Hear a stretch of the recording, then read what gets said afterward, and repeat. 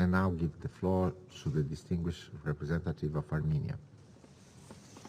I thank you, Mr. President. We thank the Presidency of Brazil for convening the Security Council open debate.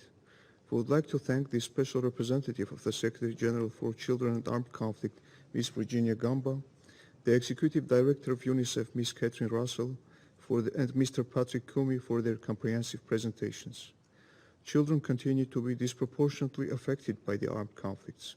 We are strongly concerned by the high number of grave violations, as reflected in the recent report of the Secretary General on Children and Armed Conflict, including recruitment and use, killing and maiming, and denial of humanitarian access.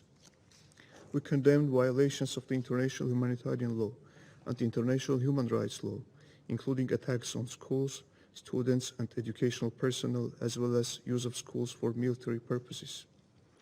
The international humanitarian law and the international human rights law shape a crucial framework for the effective protection of children in conflict settings, and in this context we stress the imperative of intensifying the efforts of the international community to address the protection needs of children residing in conflict areas. Mr. President, in our region we continue to face the humanitarian consequences of the premeditated military aggression of Azerbaijan in the fall of 2020, amidst an outbreak of an unprecedented global healthcare crisis, which resulted in thousands of casualties, displacement, and destruction of critical civilian infrastructure, with a particularly heavy toll on the children. Among the 19,000 displaced people from Nagorno-Karabakh, 88% were women and children. Deliberate bombardments and shelling, including by prohibited weapons, such as cluster munitions, heavily damaged a number of medical facilities, including Stepanakert's Maternal and Child Health Center. Targeted attacks on educational institutions led to the destruction of 18 schools and 6 kindergartens in Artsakh, depriving 28,000 children of their right to education. The violations of humanitarian law by Azerbaijan have been widely documented by international humanitarian and human rights organizations. In the aftermath of the aggression, hundreds of cluster bomblets and other explosive remnants of war spread across civilian settlements and agricultural lands continue to cause serious security risks to the lives of civilians, in particular children. Denial of safe and unhindered humanitarian access of the UN agencies to the conflict zone by Azerbaijan undermines comprehensive assessment of the humanitarian protection, early recovery needs, and human rights situation of the population of Nagorno-Karabakh, ensuring protection of child's rights and enabling access to inclusive and quality education, healthcare, and social services.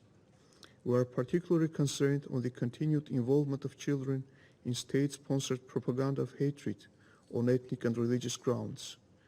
Educational curricula in kindergartens and schools in Azerbaijan are aimed at indoctrinating of children with Armenophobia and inciting violence and intolerance. The European Commission Against Racism and Intolerance has observed that, I quote, Azerbaijan's leadership, education system, and media are very prolific in their denigration of Armenians, and that an entire generation of Azerbaijanis has now grown up listening to this hateful rhetoric, end of quote. Opening of the military trophy park, propagating vilifying images of ethnic Armenians and exposing it to children is yet another manifestation of systemic policy aimed at dehumanizing Armenians. Mr. President, Armenia reiterates its commitment to the goals, objectives, and principles enshrined in the Safe School Declaration, the Paris Principles, and the Vancouver Principles, which are crucial instruments to promote and protect the rights of all children, in particular those residing in conflict areas, and prevent grave violations.